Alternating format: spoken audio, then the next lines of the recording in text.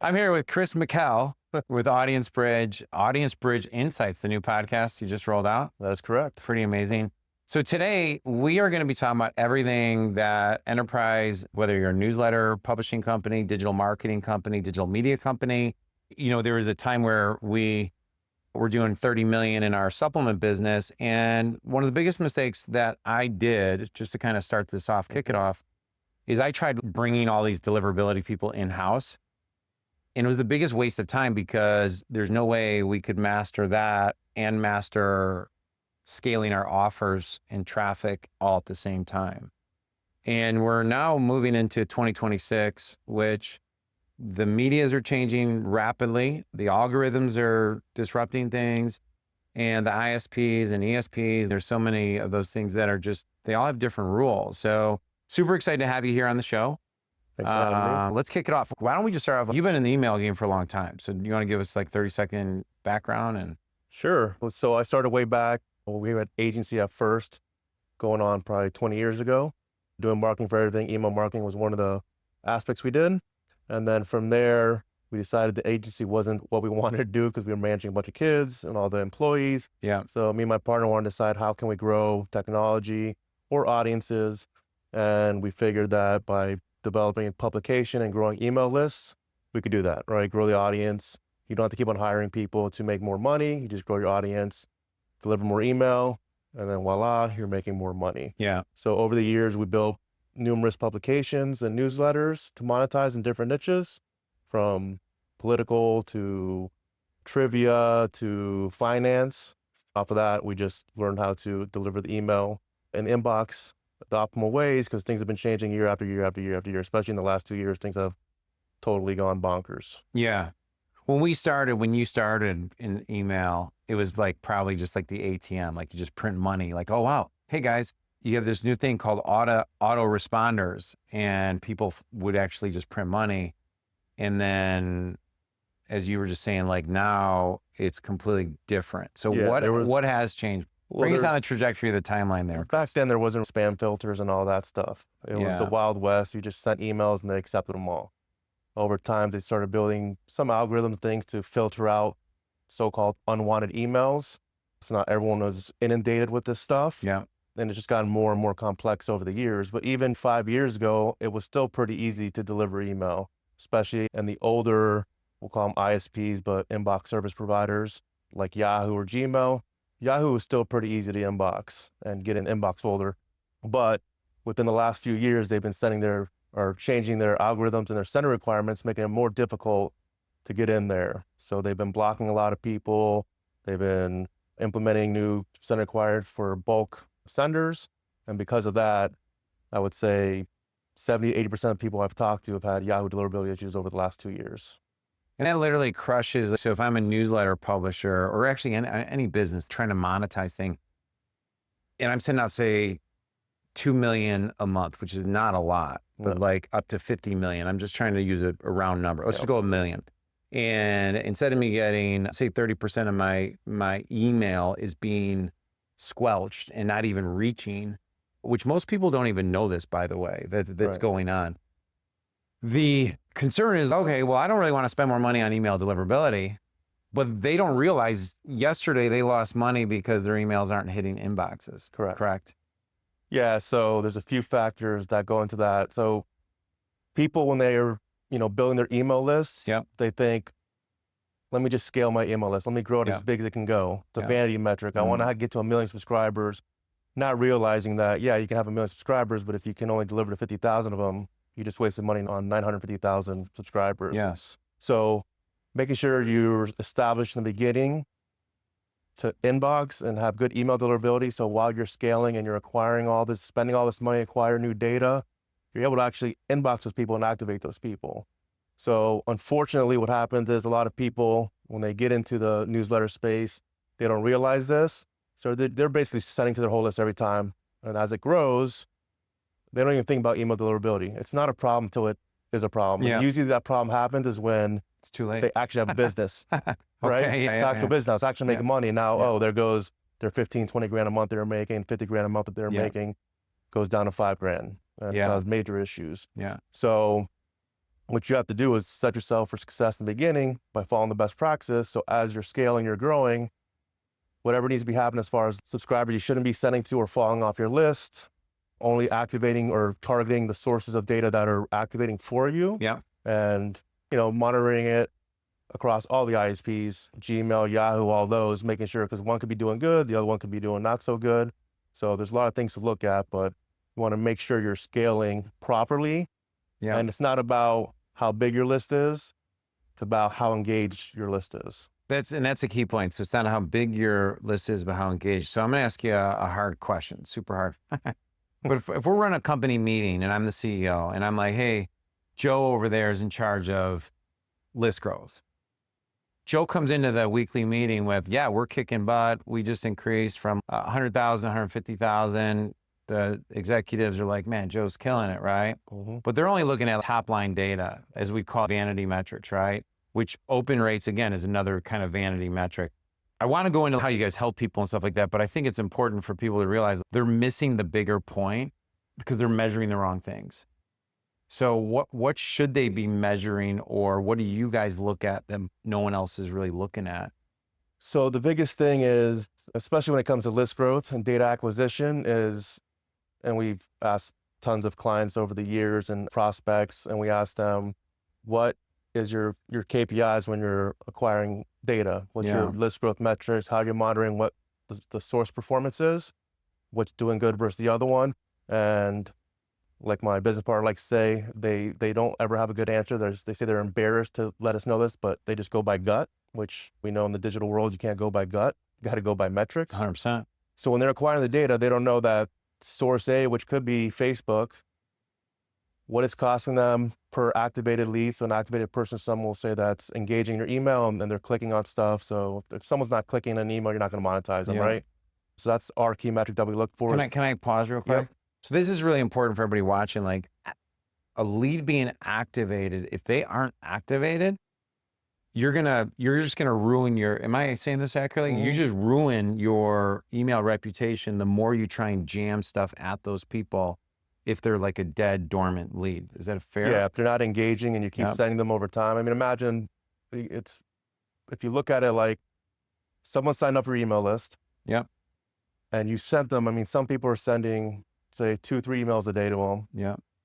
For 10-day period. If they send it for 30 days, that's 90 emails. If that person never opened or engaged or did anything, you don't think the ISPs like Google or like, why are you sending this guy? He doesn't want your stuff. Yeah. You send them 90 emails and they're worthless. Now, is it the guy didn't care about those emails? Or is it because they weren't inboxing? Yeah. And that's where it is. The more you grow, if you're not keeping your list highly engaged and tight, you're less likely to have all these new subscribers you're trying to activate in the inbox to give the best opportunity. That's awesome. So that's probably that's the catch-22 we're in now. Right. Yeah. Awesome. Growing and scaling, you got to make sure. And that's why what we do is we analyze all of our stats through our system from the ISP level. So Gmail, Yahoo, what we call them domain groups too. Email, Yahoo, Comcast, which is going to Yahoo now. That's the thing. Things are changing too. So stuff merges. And then each source, how's each source activating across those? Because you might have a source, say Facebook, is activating really well on Gmail, but the Yahoo is not doing so good.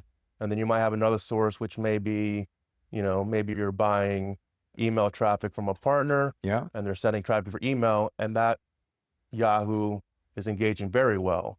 So, you might want to focus on that and not so much on Facebook for that ISP. It's a little harder when you're doing media buying, obviously, because you can't just say, I don't want Yahoo.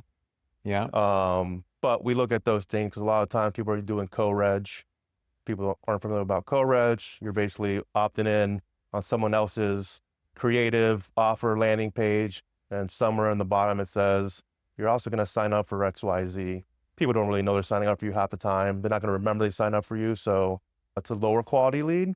In that case, you can see how is that activating. If it's not activating good on a certain ISP group, you can just tell whoever your coverage partner is, hey, I don't want any leads that are Yahoo. I don't want any leads that are Microsoft or. Yeah. Can I repeat back to you what I think I'm understanding just for the audience? So, because I didn't realize this was even possible. Mm-hmm. This is pretty unbelievable. So what that means is is that, let's say we're running Facebook traffic, Google traffic, MSN, Yahoo traffic, plus we're doing media buys, and then we're doing co-reg. Co-reg is, for many of you, you probably already know it. You've probably done it. You're wondering why you're getting emails. You opted in. They've signed you up for 5 other things in the interest rate. Like, so I have joint pain. All of a sudden, I'm getting 3 different companies messaging me about joint pain.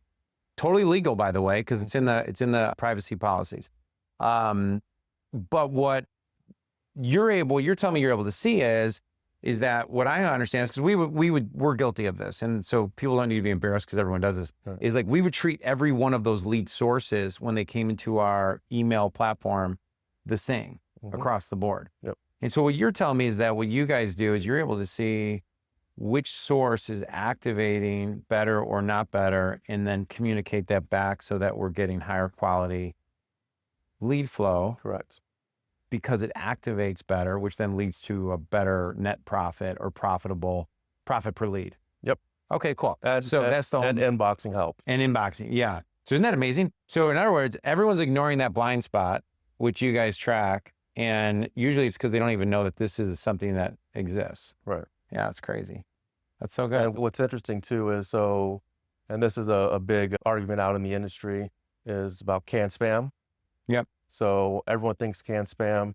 And this is one of the reasons why co-reg is legal. I mean, you have the disclaimer there saying they're signing up, but that has nothing to do necessarily with canned spam. Canned spam is an opt-out policy.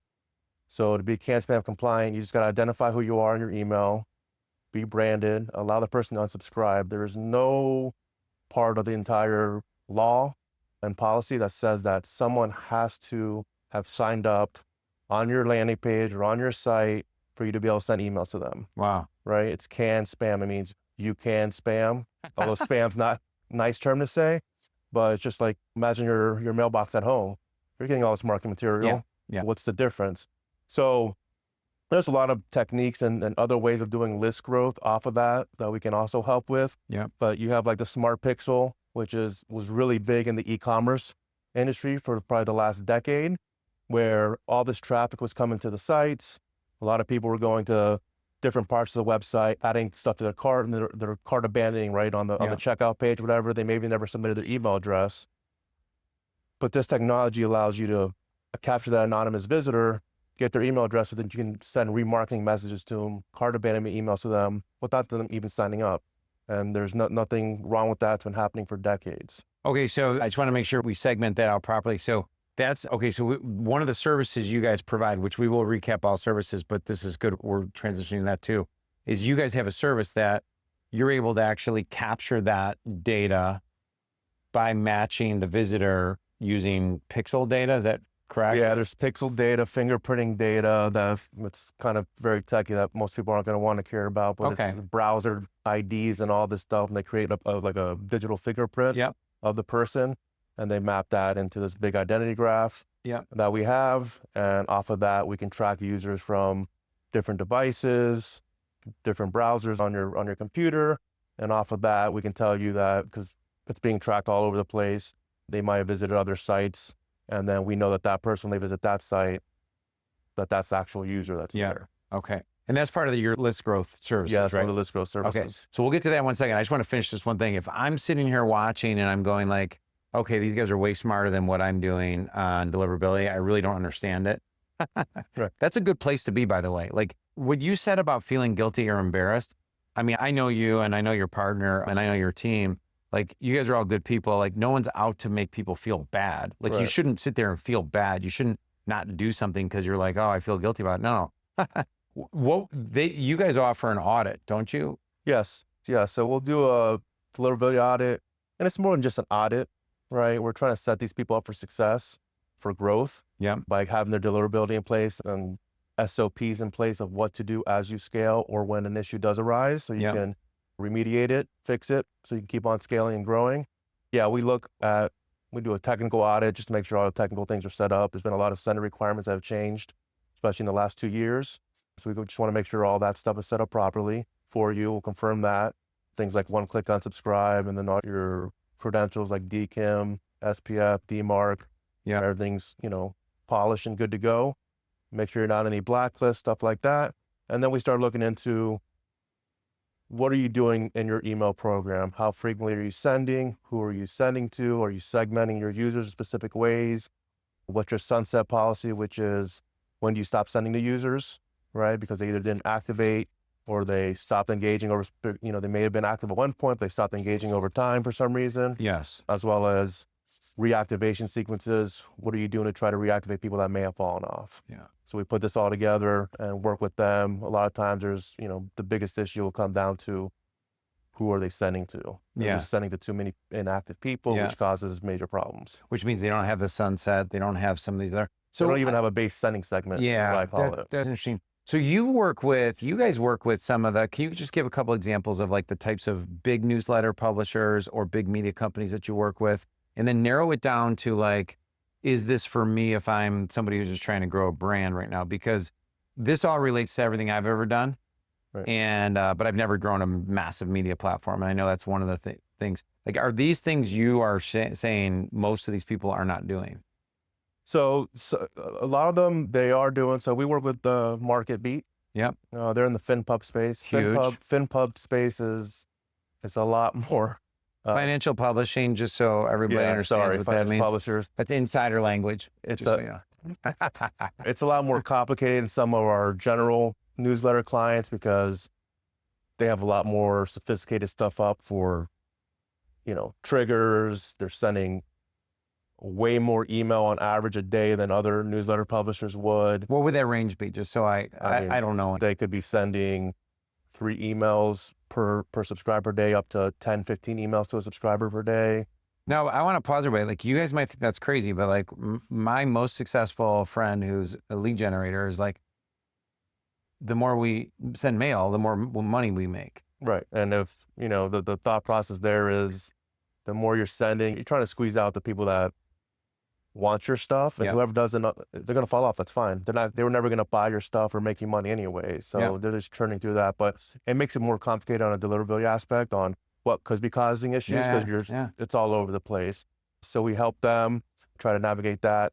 And then you have other publishers, Essentially Sports, the new one that's in the space. Cool. They're a very, very large publisher in the sports niche, and they started off strictly SEO. And I want to say during COVID, they were getting about 100 million views a day. Or no, a month maybe. A day would be ridiculous. That'd probably be more than any other platform. But get 100 million a month. And over time they saw this is another thing we can talk about later, but issues with the algorithms, SEO, causing major issues where people were getting all these visits and then getting crushed when an algorithm changes. So they realized they had to start capturing and growing their email list. So they owned the person so they could start bringing them back to the website as they needed.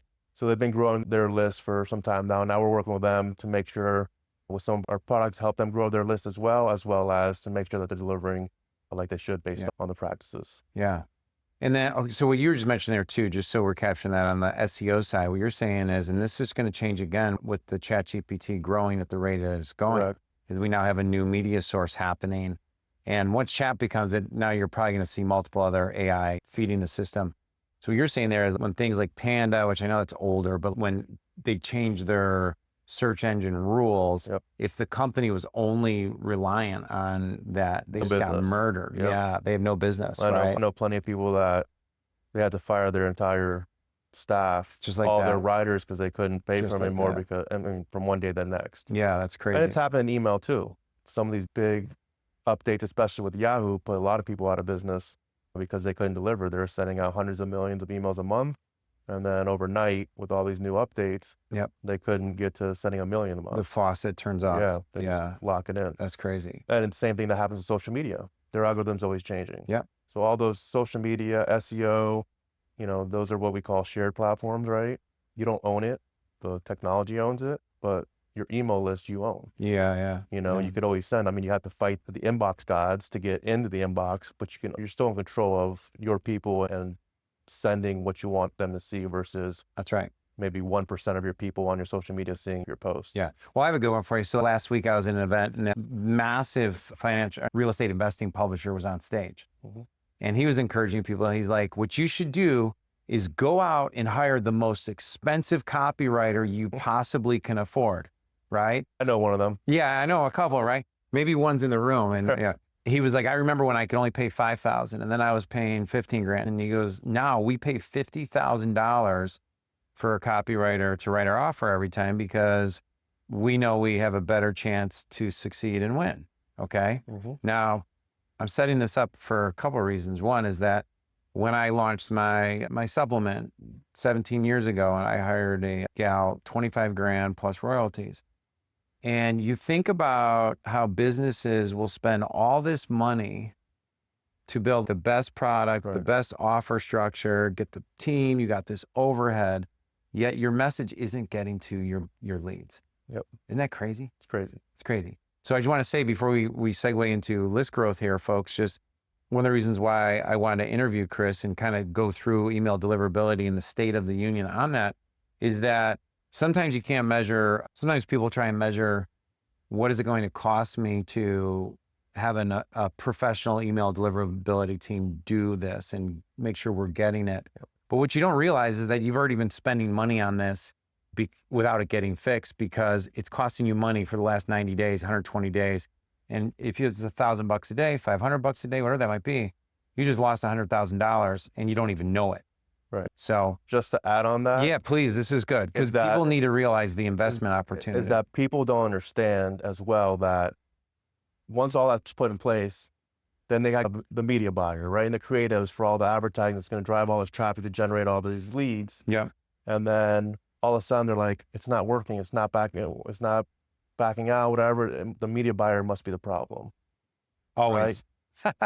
Always fire the agency first. Yeah, that's always the issue. But is it the media buyer or those emails or your stuff just not getting to people because you weren't set up, or they're like, they see the initial stats. Oh, this looks great.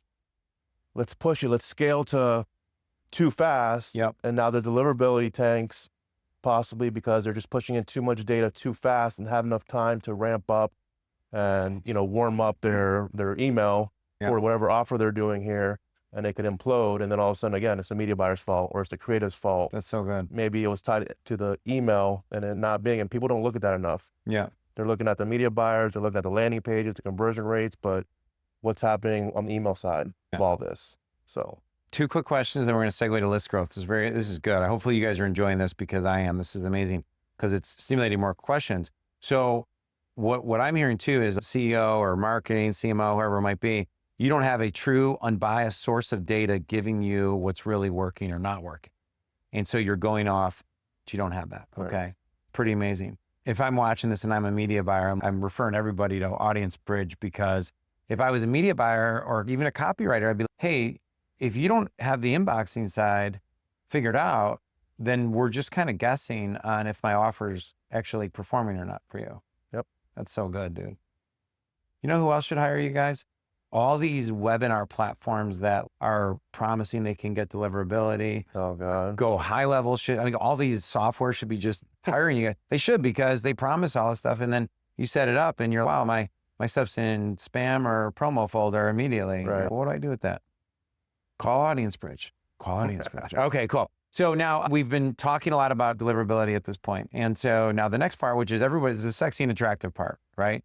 It's the woman in the red dress. Everyone wants to go, it's list growth. Yep. Where's my leads? I need more leads. I need more leads. But as you and I both know, leads aren't created equal. And you guys are doing something, I think, what is only going to become more and more important as CPMs continue to rise across the big traditional mainstream platforms. Yep. That's one. Number 2 is AI is making it so that a very amateur media buyer can go into any platform and start buying media. And even if they don't know what they're doing, they're cluttering the mud, which is increasing CPM. So we're in this weird time where quality of data is becoming harder to get. Our message is getting drowned out. But if you could get me the 55-year-old, I'm talking about my stem cell client, the 55-year-old who was just injured in the last 6 months, who is being told his only alternative is pain meds and surgery, and he's beginning to consume regenerative medicine stem cell content. I could send that dude an email and he's gonna be like, oh Lord, you knew what I was thinking. This is divine intervention, which it might be because Chris McConnell's making things happen at Audience Bridge. But let's go through list growth and kind of the cool technology that you guys have available. Yeah, so At the heart of it is our reporting, Okay. right? So we feed in all the lead sources into the system so we know what the activation rate is across each lead source, each lead provider, whether it be your Facebook, your Currently, so you could take their current data. That's phase one. data and have it feed in through our system, Yeah. and then it goes to their platform afterwards. But we pipe it through our system so we can capture that lead that came in, Yeah. knowing that it came through, and then we use that as well as the activity signals that are happening from the client's ESP to find out how those sources are activating, what's the activation rate, how long are they staying active on the list, so that we can then provide the user with what we call a cost per engaged subscriber. So how much it's costing to get an actual clicker more than anything. And then over time, once it's been tracking long enough and enough data is there, we can then start building an LTV model, which will show you what the average length of engagement is. So how long has someone that acquired been clicking, and how long are they staying active on your list? Is it on average, this source is 3.5 months? Is this source 7 months, 8 months? And then off of that, you can kind of get the lifetime value for newsletters publishers, which in general is hard to figure out because a lot of these people are sending advertisements, people are buying their ads or newsletter ads. So it's hard for them to figure out what an actual subscriber is worth to them from a source. And we're trying to solve that. So having all that information there is the first key with our product, so we know what's working. And then we have what we call. Can I ask a follow-up on that real quick? This is really important. This is actually a breakthrough, because with a lot of sales teams or with webinar, you're trying to get, okay, what's my cost per a person who watches my webinar to the end? But what you're telling me is, if they're not engaging based on a certain media channel, the advertiser, the media buyer's looking at, here's my cost per lead, here's my ROAS. That's all they're looking at. There's a couple other points to look at, like how many show and stuff like that. But you're telling me I could look at, okay, well, guys, guess what? Our inflated cost per registrant and show rate is high because our activation rate is so low. Like, if we just fix the activation rate, the C rises over here. So listen to this, if you're making money right now, this is just going to be a plus because you're going to improve your activation rates, or Right. you're at least going to know the real data. Right. And also it's what they call like cohort analysis. But what happens is, as well, is you might say you get a co-reg lead and it's costing you, I don't know, 50 cents, 25 cents. And your cost, we'll call your cost per engaged subscriber is $1. Yeah.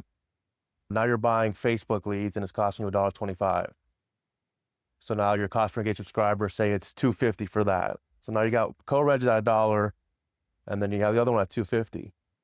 So you're like, oh, I'm getting quality leads that are engaging at $1, and this one's costing me $2.50. But then you got to understand over time what happens with that source. Yeah. Who's staying on the longest? So my co-reg is only staying on for 2 months, but my Facebook is staying on for 7 months. Now you can see that the average cost for the engagement is lower, so you're actually going to end up making more money on Facebook. This is so good, dude. So pretty much the guys from 2 or 3 years ago that were like, oh, I'm just killing it in list building and monetization, if they're just like in the dump truck mentality of I'm just dumping all the leads in and they don't know this data, every time there's a Yahoo or whatever update, they get wiped out. Yep. Yeah. Or they don't even know what to fix. Correct. That's crazy. So then now that's the whole reporting thing, just to see what's going on. Now one of our major products is called the Smart Feed. Yeah. And the Smart Feed is our identity graph, which is tied to our first party clicker activity through our entire network. So we know through all the publications we have and partner publications, who's actually clicking on things, as well as our identity graph has their audience makeup. So their demographic information, their age, their interest, finance, health, whatever they're interested in. Yeah. And then using that data, we can match our identity graph and our audience with our clients. They can say, this is who we are. They can provide us a sample of their data, and we can match it in our identity graph to get a lookalike audience, you could say, fingerprint what ideal subscribers for them. And then we can provide off of our identity graph and our network, we can provide subscribers directly feed them directly to their ESP through API, and help them grow their lists. And this is what we call second-party data, because it's our own data. We're allowed to distribute this as we want. It's all CAN-SPAM compliant. It's in our disclaimers, on our terms and conditions and privacy policies all throughout all of our publications. We call it, kind of like the new way to do co-reg, right? Because the old way was you're just getting these people signing up on a list or signing up on a page. It could be their second, third, fourth, fifth, sixth email address. You don't know what email address they put in there. Yeah. And you're paying for it. Where this, email addresses of subscribers we know are actually clicking and engaging somewhere in our ecosystem. So they're engaged. So do you mind sharing the price range? I know it's totally per lead, varies based on the volume. But Right. just so on average, you get 50 cents a lead. 50? On average, 50 cents. Okay. They can go up depending on the niche. They can go down, obviously, based on the volume. 50 cents. So the big turn off to co-reg, I could already hear people, I could hear them on the other side of the camera saying, I've tried co-reg, it didn't work. But when I tried co-reg, first of all, I've done co-reg and it has worked, and I've done where it hasn't worked, right? But when I tried doing higher volume, the fact of the matter is I had no idea what our activation rates. I just was like, oh, we spent $1,000 or $2,000 and we only made like 300 back.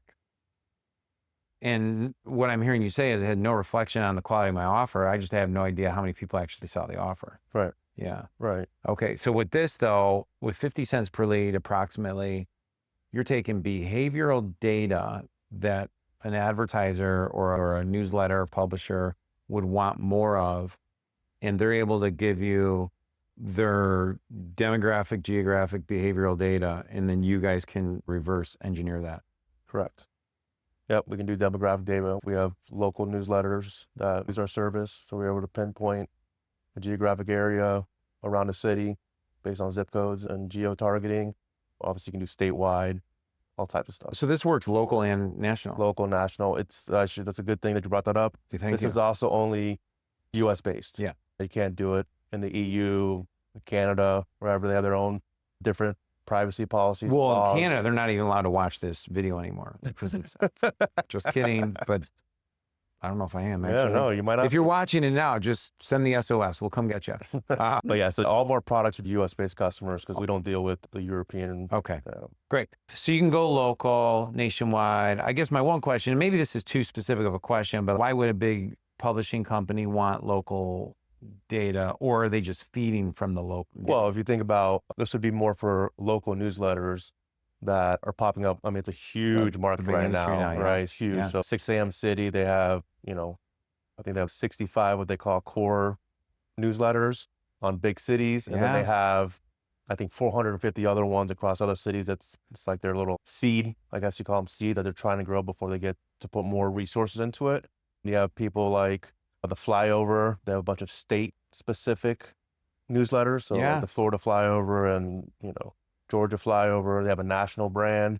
And then you have a bunch of other things popping up in Austin and all these. The local newsletter space is big. Obviously, legacy media has fallen way behind. And they're getting passed by all these people that are going with the local route. And they're really targeting more like the feel-good stuff, the event stuff, lifestyle things in these newsletters versus all this political stuff that people are sick of. And but they have to make money still. So your point on that is like, still, they need deliverability. They need to know, okay, this is great. Okay. So we can help them grow their list at a geo level through our targeting. I love it. I know some people you guys I need introduced to. It's interesting how many guys that were in digital marketing, direct to consumer, whether it was just selling products, now they chunked up a level and they're just like in San Diego and they have a really thriving publishing business or a media company. That's pretty amazing. Okay, so we talked about Smart List. Now, is that also what's with Smart Pixel? We talked briefly about that earlier. Can you tell me how that's different? And then also, I know it's another thing we can buy traffic from. Yeah, so Smart Pixel, like I explained earlier, it's basically identifying the anonymous traffic that's coming to your site. So visitor comes to your website, you have no idea who that person is unless they submit an email, right? Yeah. This technology allows you to identify that person, and then based on their activity, also tied in with some AI, to know if they're a quality consumer, time on site, how many visits they've had, and using that information to then give you the person who's most likely going to want to subscribe for your publication and provide that email address to you. So it's a warmer lead. They already know your brand. They've been engaged with your brand, looking at stuff. They just, for whatever reason, didn't sign up for your newsletter. Maybe you're not good at getting people set up for your newsletter. You don't have calls to action on your website. You don't want to break up your user experience flow because you're an SEO heavy website. Yep. But then you can grab these users and then start emailing them. Yeah. And see when they activate. Right. Okay. That's amazing. And then you have smart activation, which is another relist building. Smart reactivation. Yeah. This is one that we're very excited about. So smart reactivation is a product where you could provide a dormant list of subscribers. So people that haven't engaged in a long time, you haven't been sending emails for a while because they just fell off your list. You can provide that list to us, and it can be an MD5 format or email if you can't do that, but we capture that. And then we get signals from all of our network of publications, as well as from a bunch of partners that provide their anonymous clicker activity to. Yeah. And we have a feed that comes through, and whenever we identify that this anonymous click happened that matches your dormant file, we send you that ping saying like, hey, this person just clicked somewhere in the universe. They're still active. Try sending them something now because they were once engaged on your list. It's a good time to send it to them now. Wow. And then they use that to then trigger an automation, a win back. You know, it could be used for whatever they want, but they know that person they should be sending emails to. Versus the old traditional outdated way of re-engaging people, of just grabbing a chunk of people in a segment that haven't engaged and just throwing them in your bulk send, which can hurt deliverability. You're not activating that many people because you're sending too much volume on it. So there's a smarter way to try to re-engage people. Okay. So on a list building front, so I know we got two different chunks here. We got our inboxing and activation and measurement. And then we have list building side. If I wanted to do an audit or get on a call with yourself or with Justin or anyone on the team, where do I go and how do I sign up? You can just go to the website, audiensbridge.io, and right there's a booking link at the top menu. Okay.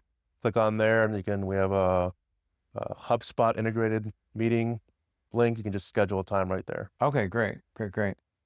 What have I not asked that I should be asking as far as that would help with a potential buyer to know that this is right for them? So if you're trying to grow your list and you're unsure the best way to grow it, or you're looking to, if you have an established list, but you want to make sure you can scale the list, but do it in a smart way so that you're not going to lose deliverability, that's who we can help. Yeah. The key to all this, like we have all of our list growth products because, we know how to grow lists and we've been doing this for a long time.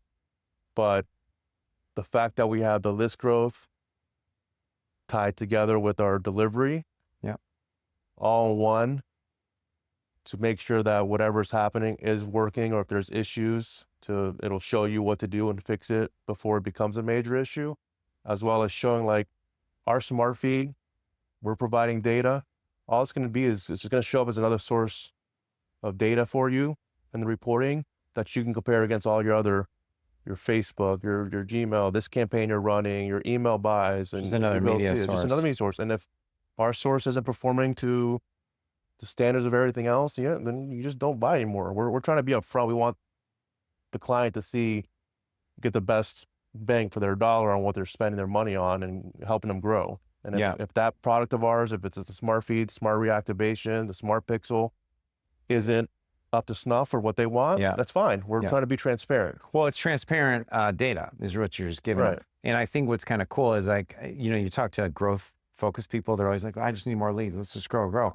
But when you're combining it with it's actually what I liked about your answer earlier when I said, okay, on list growth, you actually started with, well, we need to see how your data is activating and what's working. I love that.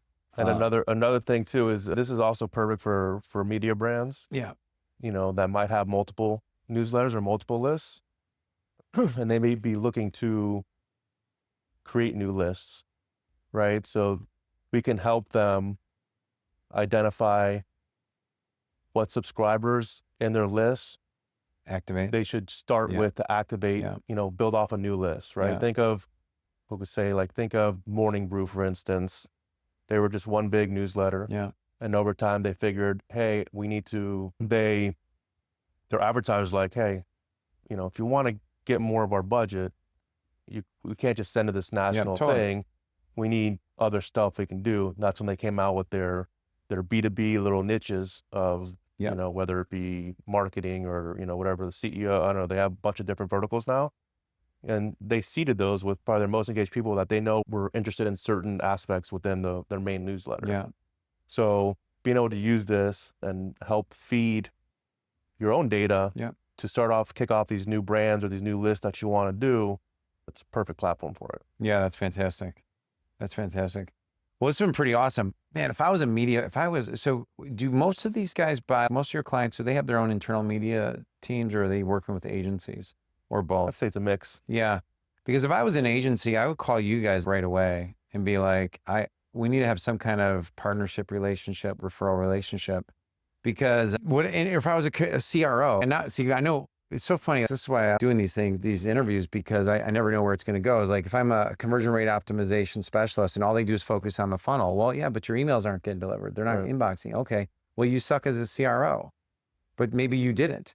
If I'm a copywriter, well, I'm sending people to Audience Bridge. Well, you got to make sure the data on your inboxing is working. Otherwise, we don't know. Oh, what's your opt-in rate? Well, who cares? No one's reading them. Right. If I'm a media buyer, and we think we're doing good. So, I mean, if I'm a CEO, I'm just letting you guys know, if your direct reports are coming in and they're giving you surface level data, you're just not getting the truth. And that's not a judgment, especially if you're a CMO or someone else who's watching this. You're like, oh, well, I'm not bringing this forward because I'll get fired. Well, then you should be fired. But if you bring Audience Bridge in, you're going to get the true source of data, and now you can grow so things don't just hit a wall one day. One of the questions I'd have is like, how did you even get into trying to solve the list growth and inboxing to deliverability like problems? It's a hurtful story. We'll begin there. This was probably back 6 years ago. We were sending out about 100 million emails a month. Wow. Through our publications and doing very well. And then all of a sudden, just overnight, Yahoo had a big algorithm update and our deliverability tanked. We couldn't deliver anything to Yahoo. Our volume went from 100 million down to about 5 million. Wow. And from that, we also lost 90% of our revenue.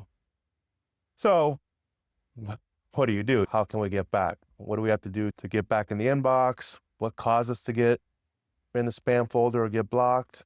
So I took that journey of trying to figure out what had to be done to fix our deliverability, and over time learned all the aspects behind it, what the technical side was, how the engagement affects deliverability, the content, every aspect of it. And slowly over the next 365 days, we were able to fix our deliverability, get our volume back up and running, get the ship back on track. And based off of that, I just put together this whole email deliverability SOP process and engagement process, along with things like the base sending segment and other things that we do to make sure we're always staying in the inbox. And when there is an issue, we know how to remediate it because we fixed it. We've seen everything. There's nothing that we haven't seen as far as getting totally blocked by someone or emails getting stuck in the spam all the time, your domain rep going from high to low in a 21-day period. Sorry, bad, not even low, bad. And then having to fight your way back up to get to high. Yeah. So we've been through all of that. And what people don't understand is once you get to bad, you can tank your domain rep in a couple weeks. It might take you 3 months to get it back. Is that right? So trying to not get to that point, a big part of everything. I love it. So through a lot of pain. Everything great, man. If it's not working for you, it's working on you. Right. If you keep going.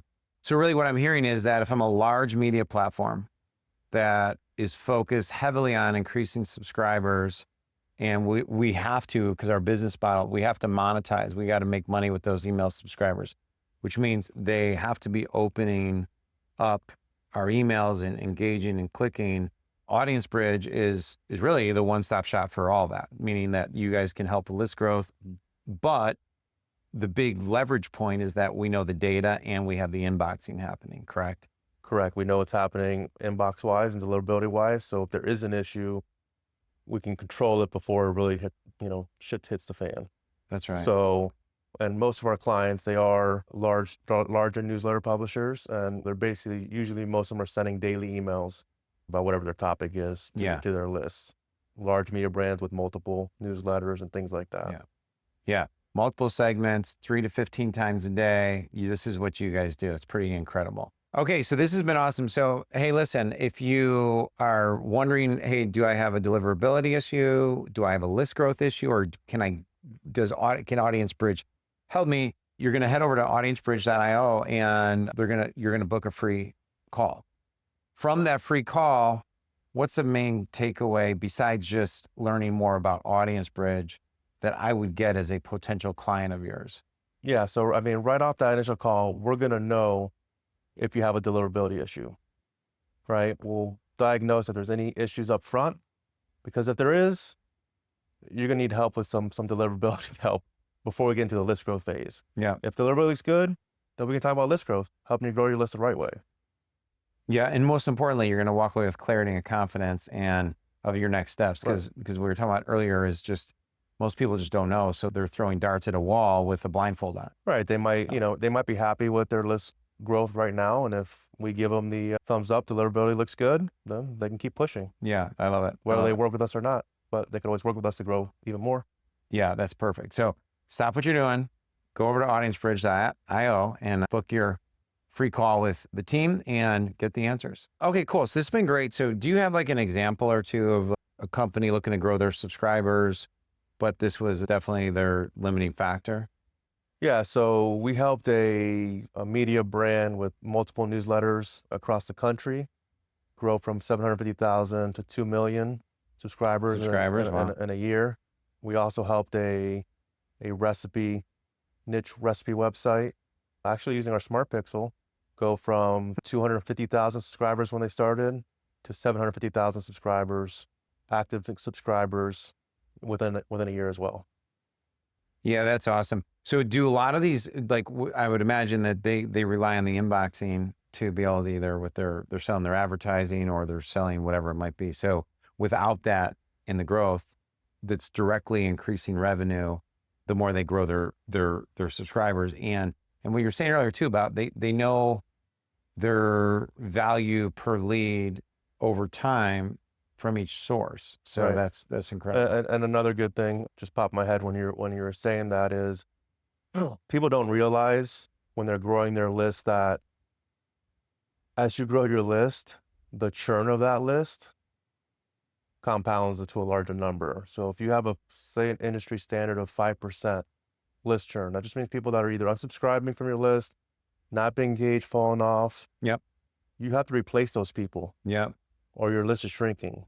So if you just have a list of 100,000 people, each month you got to get 5,000 new active people in there just to keep that baseline. Is that right? So to keep those advertisers happy, or you're shrinking. Yeah. And if you want to grow to get more advertisers, then you got to actually get exponentially more people activated to be able to grow. Yeah. So you're fighting the churn too. So having a robust list growth strategy is necessary. It's the lifeblood of every business. Yeah. Awesome. Chris, so one of the things you mentioned was identity graph. And can you explain what that is? Because I don't really understand that.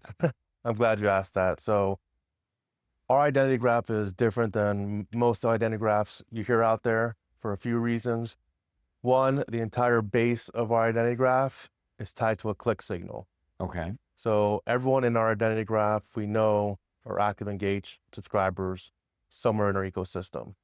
They're not just signals from somewhere else, some third-party data we received. We know these are actual people that engage with emails. And then we have what we call the feedback loop, which is based on the activity of these people on our clients' lists and stuff, and the data that they're getting, they feedback that data to us. We're capturing the engagement of these people.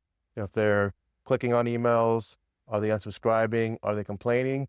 And we take all that into account, comes back through the feedback loop into our identity graph, so we can identify which types of people may be causing spam Oh, or really? being Wow. unsubscribing more often. So when we're providing and helping people with their list growth, we can kind of exclude those type of people. Wow. It's almost like it's getting smarter. You're like taking the collective wisdom of all of it, and then you're able to do it where when people are on their own, they're just working in their own silo. Correct. It's self-optimizing itself over time, as well as using all that stuff for the deliverability aspect of the platform for smart delivery, who you should be sending to, you know, like I think I've mentioned before, maybe some people you don't want to send to every day Yep. because they only want it for maybe a few times. You can send them less. So it all ties back into that. The signal loop is what feeds our smart delivery product, it feeds our smart feed product. And then as well as the reactivation, everything, all those signals are coming back to get a better idea of who's engaging and what they're doing and who's anti-engaging, we could call it. That's awesome. Did you go to that school like where all the X-Men went? The hard knocks, No, go hard yeah. knocks. Where all like the geniuses are, like you're like, oh my gosh, I didn't realize he was this intelligent until he starts. You're like seeing the globes and everything. That's what it sounds like. It's pretty amazing stuff. This Yeah. is great. So what most media companies don't realize is that every single month that my leads are not activating, they're not being inboxed. We're actually rapidly stalling and decreasing as a company, which then the money is a trailing indicator. So most people are sitting there, they don't even realize their business is actually about to hit a brick wall if they don't get the right true data around inboxing in order to grow their business, correct? Correct. One of the things I would just encourage people to do is like, whether it's above or below, just click on the link below and check out our full interview that we just did with Chris McKell of Audience Bridge. Absolutely astounding interview. Will open your eyes to what's working right now with deliverability, inboxing, and monetization. Just click on the link below. You'll love the interview. It's fun, it's playful, and it's going to bring you into the new age. That's it. I'm Ed O'Keefe.